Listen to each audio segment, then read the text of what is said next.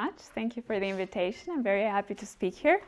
So I'll talk about some joint work with Karim Johannes Becher and Nicolas Daans. We study an invariant that we associate to quadratic forms called the u-invariant.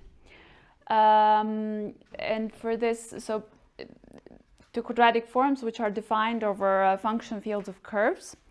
And the curves themselves are defined over any Henselian valued field without any restrictions on the valuation, on the rank of the valuation.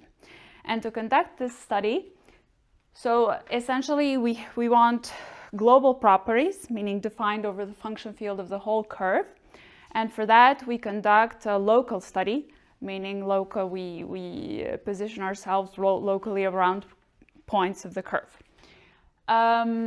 And for this, we also, in order to realize this passage from local to global and back, we use so-called local global principles, so over function fields of curves, but which we know behave well only when the curve is defined over a valued field, Henselian valued field of rank 1. So there's also this passage between getting rid of the rank hypothesis that we do with Karim and Nicolas. One particular technique that has been shown to be very fruitful in the last decade or so, or a bit more even, for the study of local global principles over function fields of curves is the so-called patching technique, introduced in this setting by Harbader, Harten, and Krashen, and which one can adapt and extend to analytic curves, where the topology is sort of a bit more flexible, so you can conduct your local study with a bit more flexibility. So I'll speak a bit about all of these ingredients, starting with what I mean by a local global principle, what we know about them in this context, and then so on and so forth to get to this, what I call u-invariant of quadratic forms. Right, so local global principles. And out of laziness, I'm going to shorten this to LGPs. So what I mean by a local global principle is the following philosophy, let's say. You take a field F, take a family of larger fields, let me call them Fi, so over fields of F, meaning F is contained in Fi for any I. You can, of course, say is strictly contained, but anyway, the point is that you kind of choose the Fi's a bit to satisfy certain properties to be richer in a way than the field F. And then you take a variety defined over F, and you want to study its F rational points, and then a local global principle states that X has an F point if and only if it has Fi points for all I in I.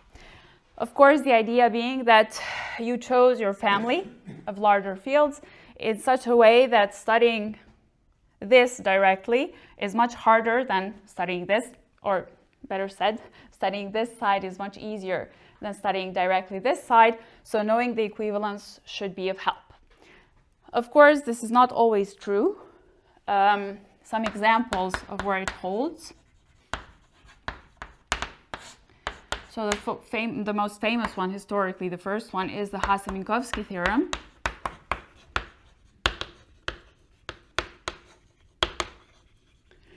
So for which F is, it dates to around 1920.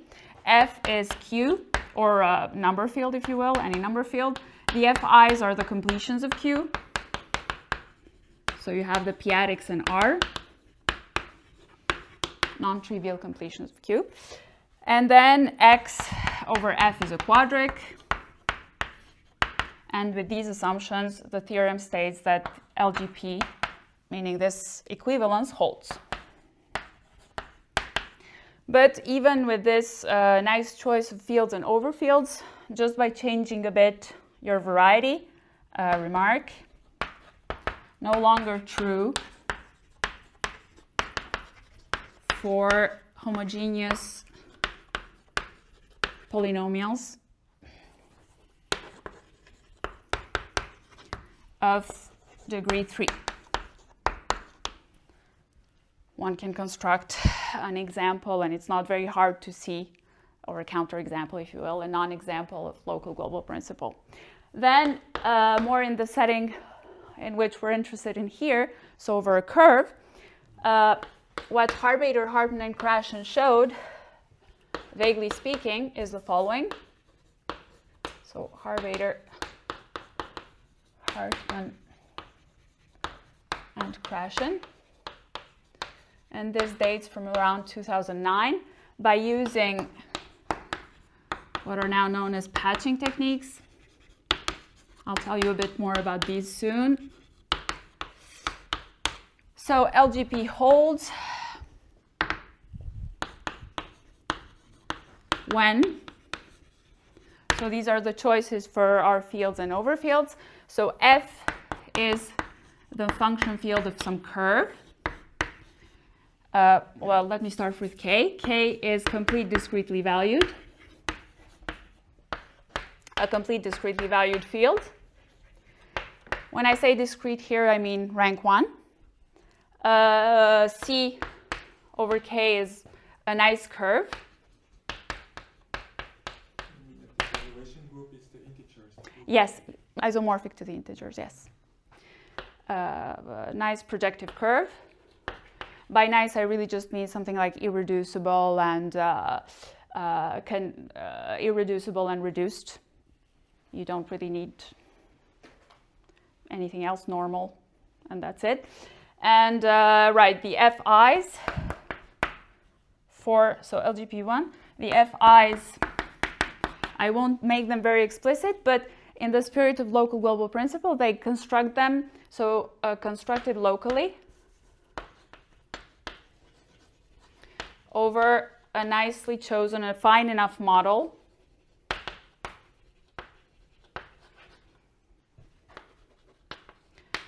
of the curve C. So here the curve was defined over a complete discretely valued field. You take models over the valuation ring. You take the models to be kind of a bit nice, or at least regular, and then you might need to blow up to really construct the family of fields such that the LGP holds. And I also will need some assumptions on the variety. So X over F needs to be, well, I'm going to simplify a tiny bit here. I'm just going to say that it's homogeneous over some group G, which the group itself is a linear algebraic group, which is also a rational variety. Does that contain the base of a quadratic? Yes, that will be my next comment.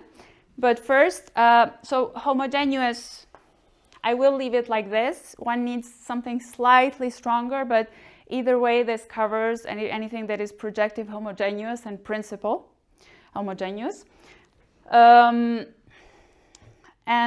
well, I think you'll see why one needs such an action, a transitive action of G over X soon.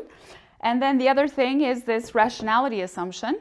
So when I say rational as a variety, I mean that it's birationally equivalent to some Pn over F.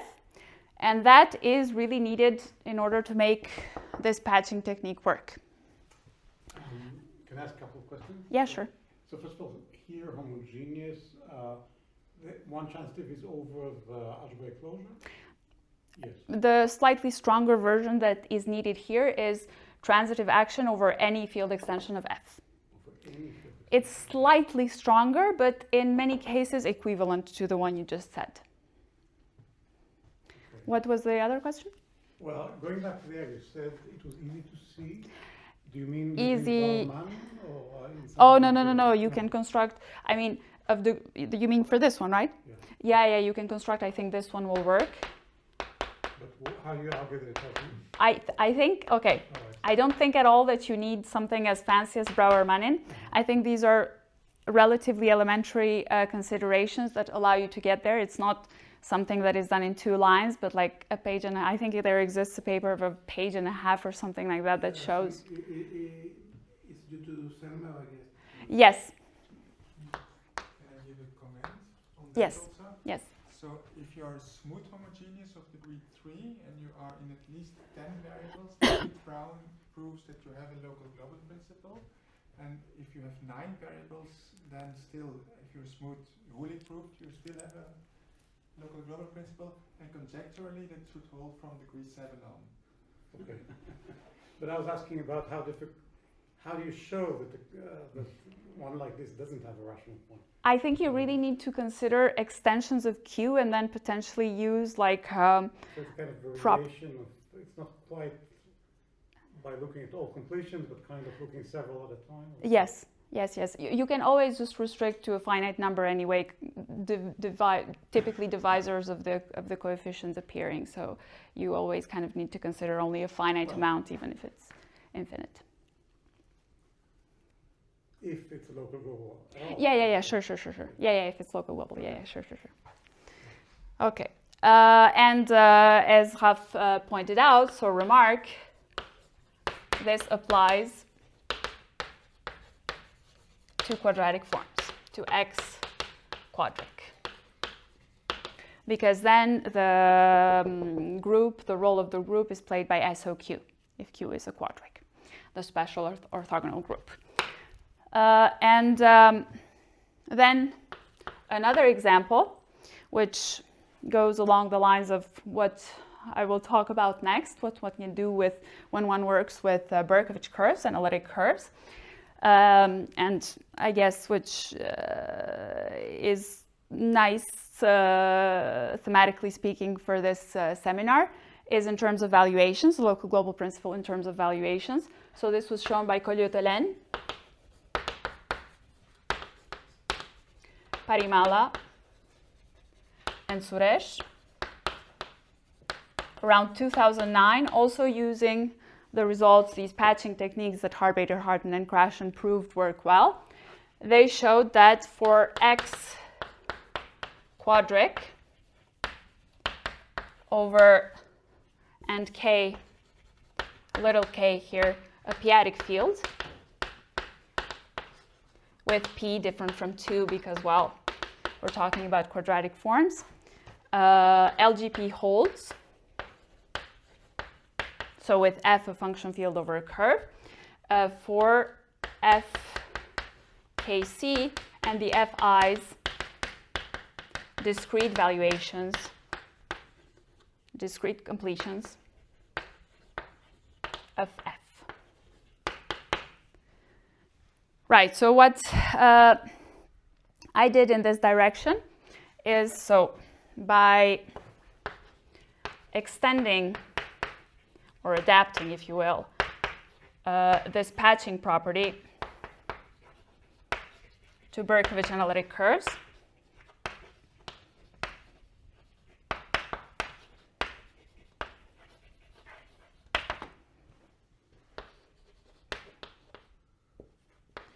one can obtain the following results.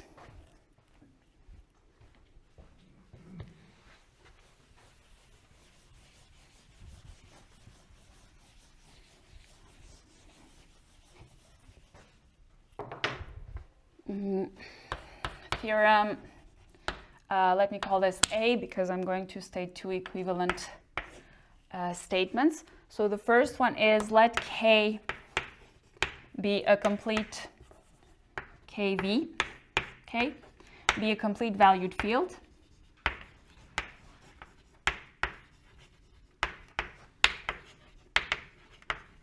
V of rank 1, because I want to take Berkovich curves soon at least. And as before now, let C over K be a nice projective curve, for now algebraic. Let F be its function field.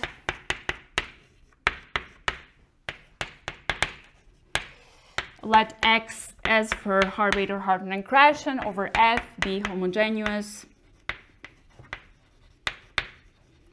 over G over f, which is rational, as a variety, so it'll be rationally equivalent to some Pn. Then one has the following local global principle. X has an f point if and only if X has rational points over the completions of f for all v, so rank 1 valuation on f, such that f is a field that contains k, and when I restrict v to k, I'm either going to get the initial valuation on k, or I'm going to be trivial on k.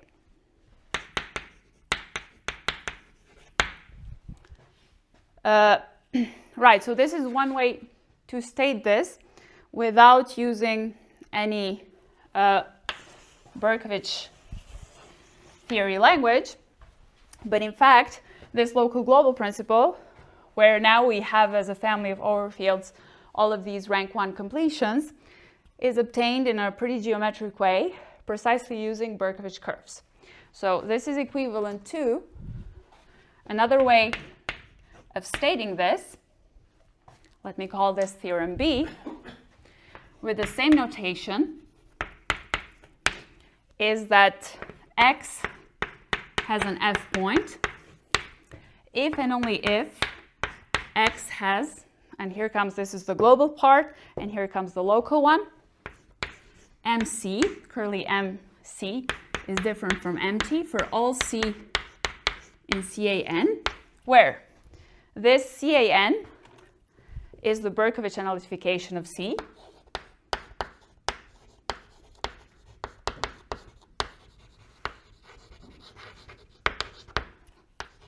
of C, and this field MC, so where MC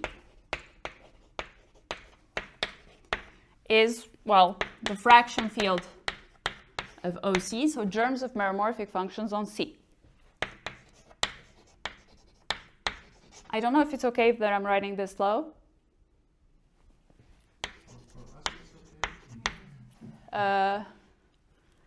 Functions on the little point C in CAN. So the idea being I have an algebraic curve, something defined with algebraic equations.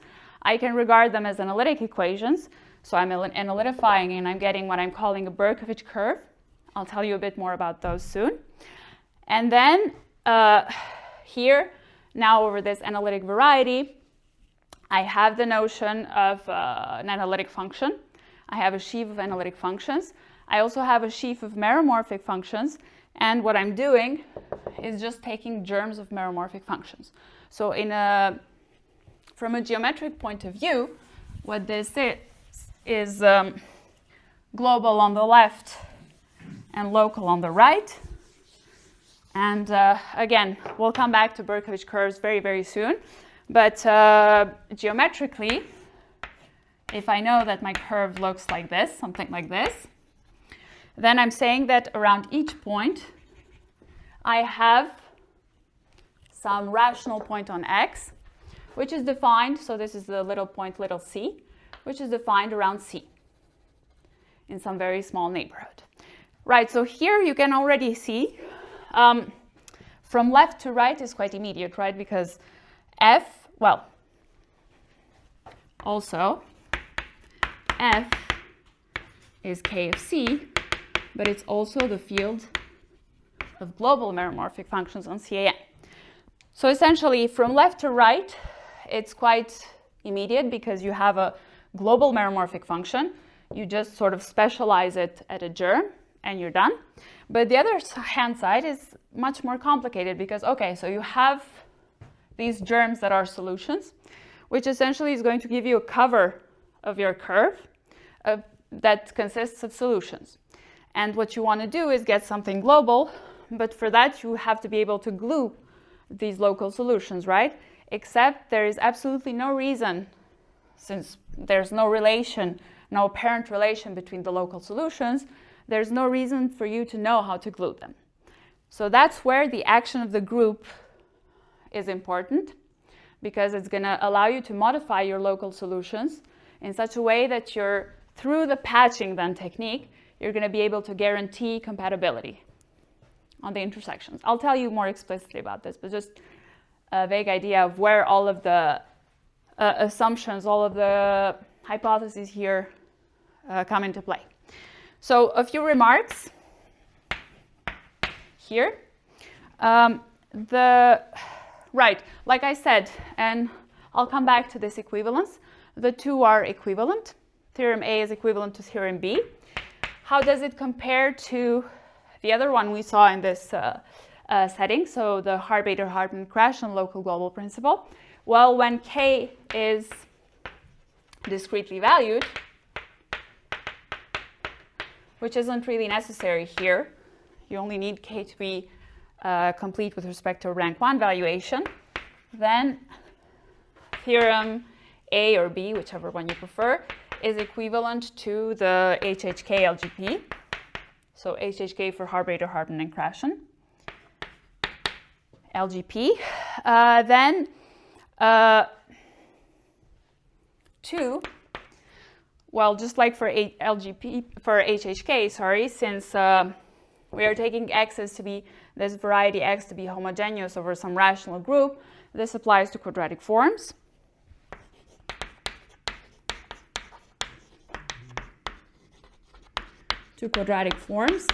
And actually, initially, the way I wrote the proof, I didn't include the characteristic 2 case, and it was a remark of Nicolas Daans that the proof as is applies. So for characteristic of K equal 2, this is a remark of Nicolas Daans.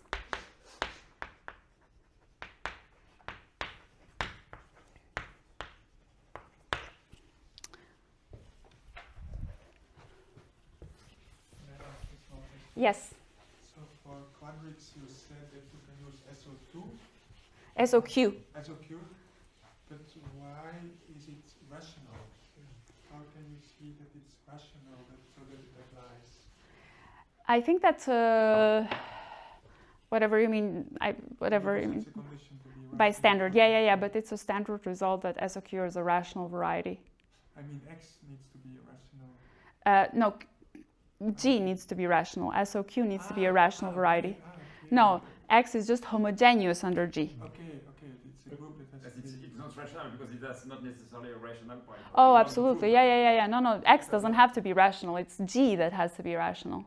Yeah. Because that's not explicitly going to appear, but I will mention it when the time comes for this patching property that I just erased here to be true. We only know how to prove it under this assumption of rationality, because the rationality allows you to kind of connect it to what happens over AN. Since you have an open that is Zariski isomorphic to an open of AN in the sense of affine space. And then you sort of translate your problem there. Without that, we don't really know how to...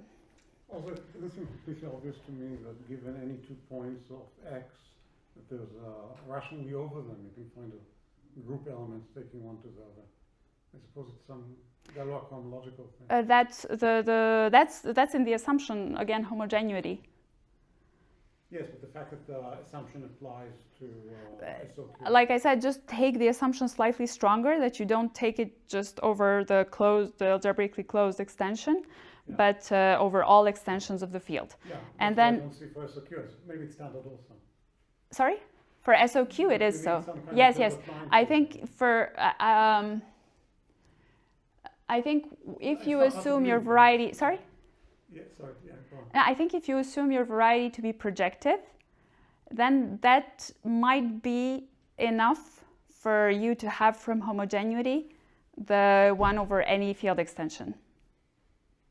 But I mean, the statement is that if I remember correctly, that over any field extension given 2 rational points over that field extension, you get a group element over that field extension that moves one to the other. Yes. And that's just a reflection argument in the quadratic force case. I mean, for any 2 points on the quadric, you somehow build a reflection between. I mean, it's basically classical linearity. I mean, if it were. A width extension kind of theorem. Sometimes you need 2 reflections, probably, if there is some isotropy. Sorry. I mean, I guess it's SO anyway, so you need to. But never mind. It's a width extension kind of theorem, I think, that works.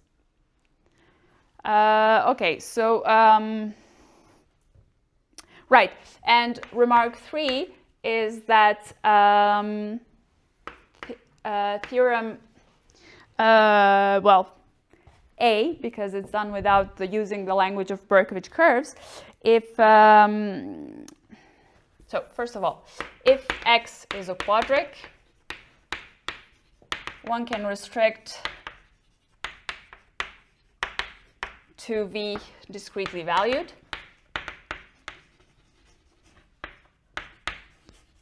Because then, well, once you have all of the valuations, the natural question is how close you can come to those that are simplest, meaning discretely valued. And then for also when x is a quadratic, theorem A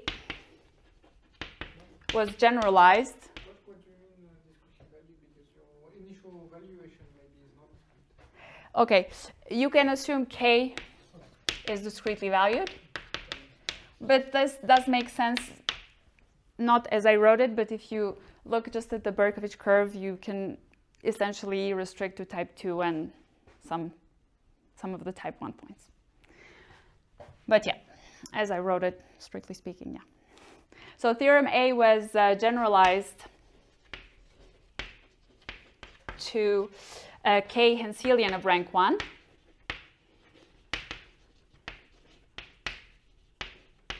And applied to study the Pythagoras number, to Pythagoras numbers. So this was done by Becher, Daans, Grimm, Manzano, Flores,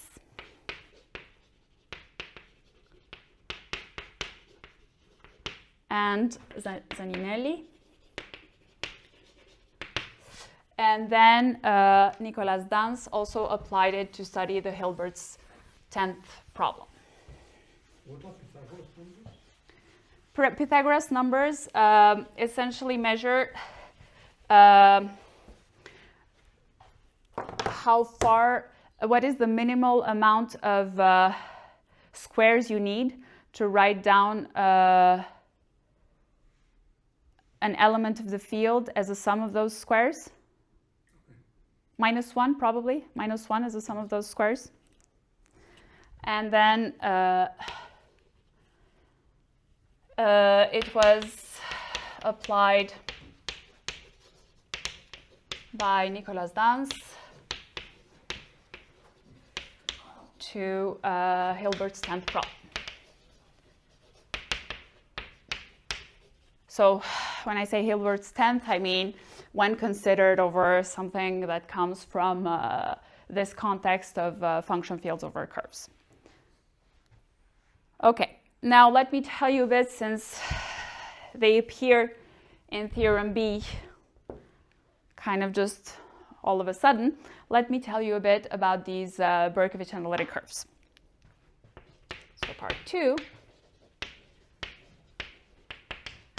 Berkovich analytic curves. Can I just ask something about the statement of the theorem? Yeah, sure, go ahead. So, No, go ahead. in case K is algebraically closed, Yes. is it trivial? Does it follow from that, or how do you treat it? Here, Yeah. I think it's easier to prove, but it does follow if it's algebraically closed and complete. You can get it from here as well for CP. I don't know if it was already known. I can't tell you. I'm afraid I'm not sure. But yeah, there's no reason for it to be excluded. But typically, it's even more simple because, I mean, Is VK allowed to be trivial? it is allowed to be trivial, but you don't really get much information. If you take VK to be trivial, what's going to happen at the level of the Berkovich curve is that you're going to have a type 2 point, and then there the mx is just going to be f itself. So you just get zero information, unfortunately. Can I ask, is that the list of names then, which group is the names? Sorry? This list of names Here? yeah. I don't know the title of the paper, but it's Pythagoras numbers. I mean, that's several papers, right? No, that's one paper. It dates maybe from 2024, I would say. If you search Pythagoras numbers and the names of the authors, I'm sure it will pop up. Yeah, I'm afraid I really don't remember the title. Okay, so Berkovich analytic curves. Let's take K, well, first of all with VK, let's say, to be a complete rank 1 valued field.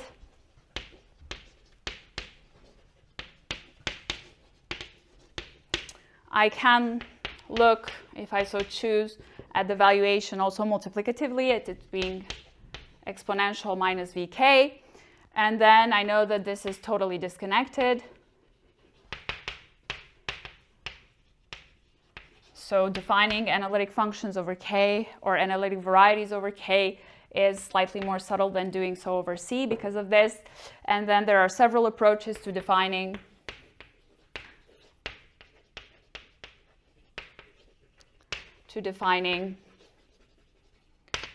analytic varieties, and in particular analytic curves over K, over little k, among which that of Berkovich,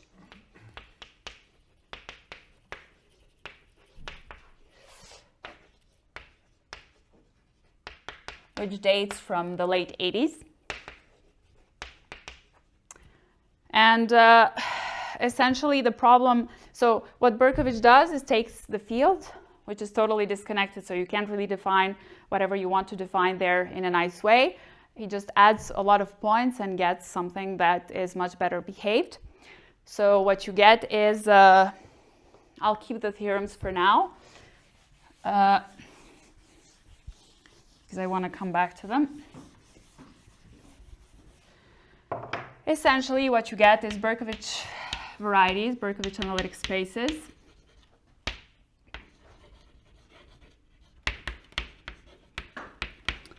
They satisfy the classical properties that an analytic variety should, whatever that means, satisfy. They are locally compact, locally path connected,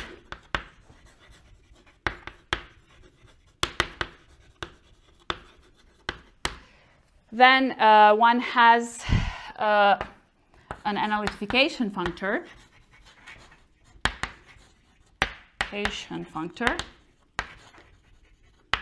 Right, before that I should say, of course, one has a sheaf of analytic functions on such spaces, which we usually denote by O, as usual, for the structural sheaf. And from there, one can also define a sheaf of meromorphic functions, very similarly to as one does over schemes, with the same potential difficulties if your scheme is not integral. So such that if X is a Berkovich space, little x in big, okay, maybe I shouldn't call it X, Y, little x is in big Y, such that O of Y is integral, then the germs around X are the fraction field of the germs of the analytic germs of functions around Y. X here as well. And one important thing, which I think allows you to see where the equivalence, well, almost allows you to see where the equivalence between the two theorems comes, is that this is naturally comes endowed with a valuation, this field Mx, and it is Henselian with respect to it. So again, rank 1. So is a rank 1 valued field,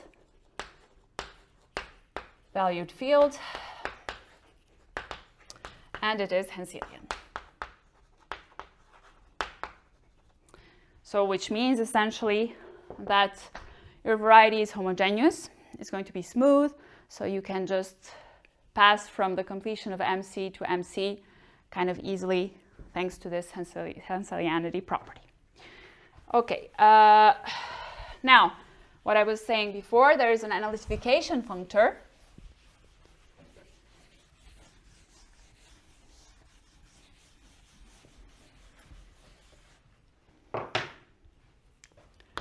nullification functor, which I also mention here, and when I'm nullifying the curve, is functorial nullification functor. So if I take x over k to be a scheme, I can associate to it xan, what we denote by xan, an for a nullification, a Berkovich analytic space.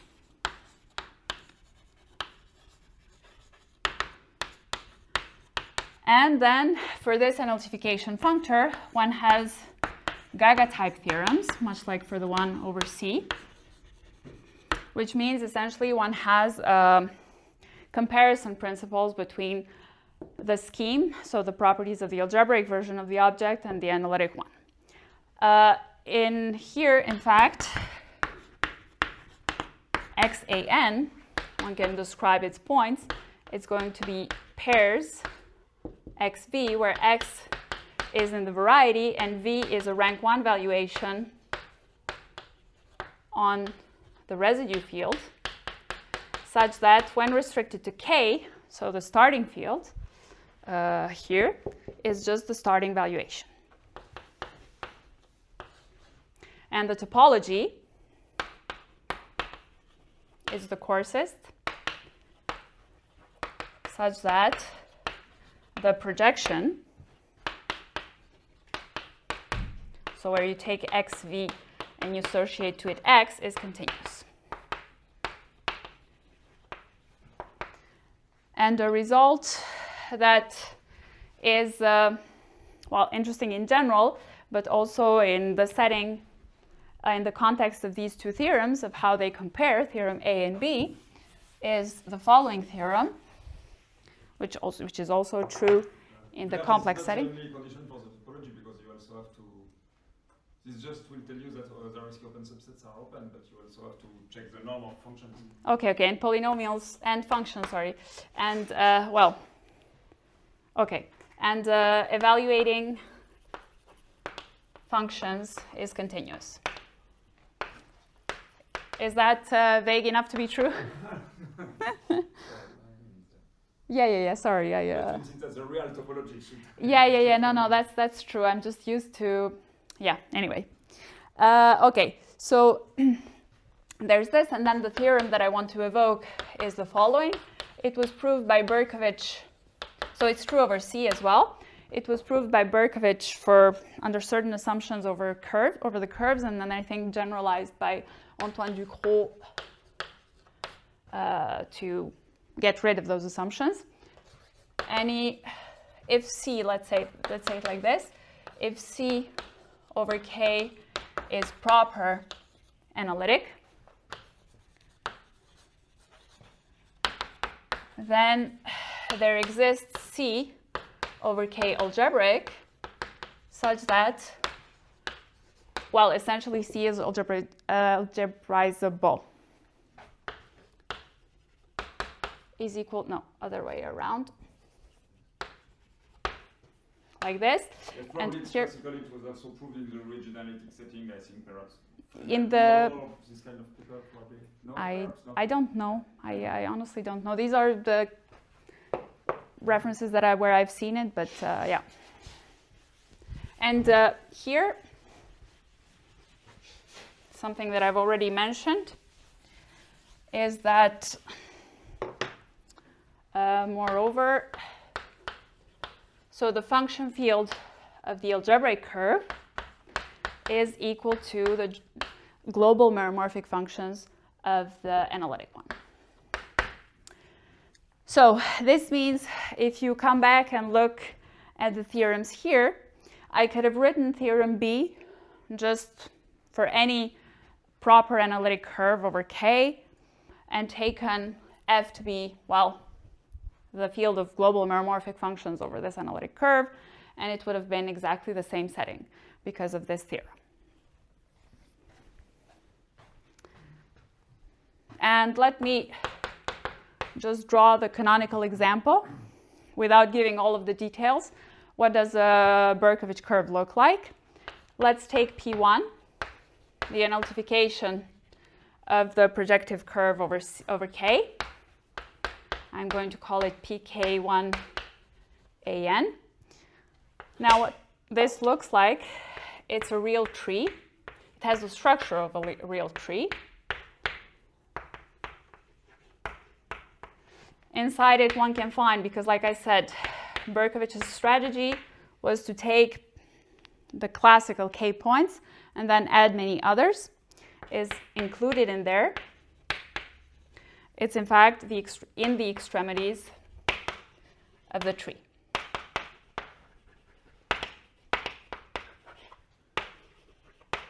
So I'm going to have somewhere around here a point 0, a point infinity, then all of the other elements of k. Right, and this is a real tree. One should be careful though. The topology of the real tree is not really the topology, the Berkovich topology of P1, because then since it's a real tree, you're going to have points of infinite arity, and it wouldn't really be locally compact. But we won't really need this very explicitly, so I'll stop with the description here. Just keep in mind that this is what P1 looks like, and so we know by what I wrote here that the field of global meromorphic functions here is, well, what we're used to having is just k parentheses t. And more generally, again, I don't know if I'm going to have the right reference for this, so I'll let Antoine tell me if I don't.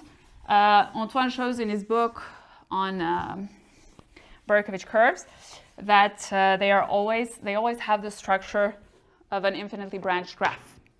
So remark, this is cool.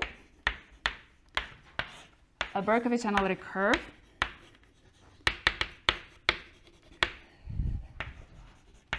has the structure of an infinitely branched graph.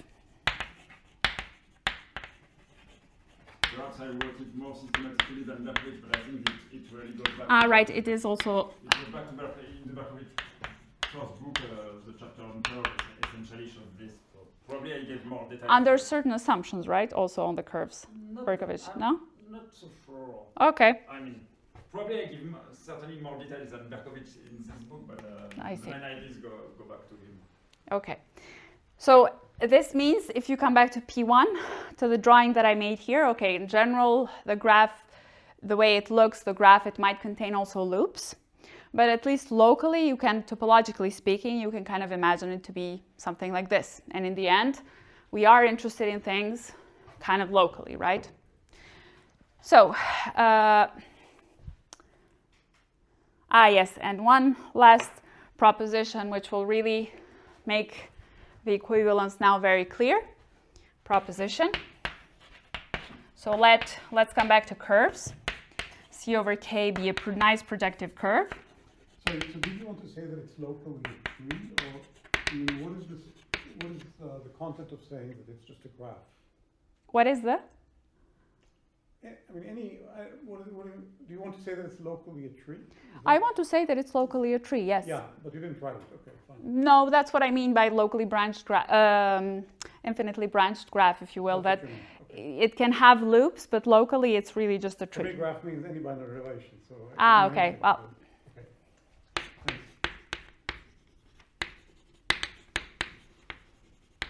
Thanks. Real tree. A real tree. Fine. Yeah. Thanks. So let C over K be a nice projective curve. Then there is a bijection between the analytification of K and a certain set of valuations on F. So here for F, the function field of K, of C, where this is V over F valuation of rank 1, such that when you restrict it, well, it's exactly the ones appearing here. When you restrict it to K, you either get your starting valuation on K, or you get something trivial. So the proposition is not done. You have this bijection. Let's say to X, I associate V of X, such that If I take a look, now I have a point of my analytic curve. If I take a look at the germs of meromorphic functions, this was, I erased it, but this was a valued field, a rank 1 valued field. I can consider its completion. And the completion is going to be precisely the completion of f with respect to the associated valuation Vx. And now, if you use the proposition together with the fact that the fields Mx are Henselian and the fact that the variety X itself is smooth, you're pretty much done to show that the two are equivalent. So maybe I can write this down as a remark.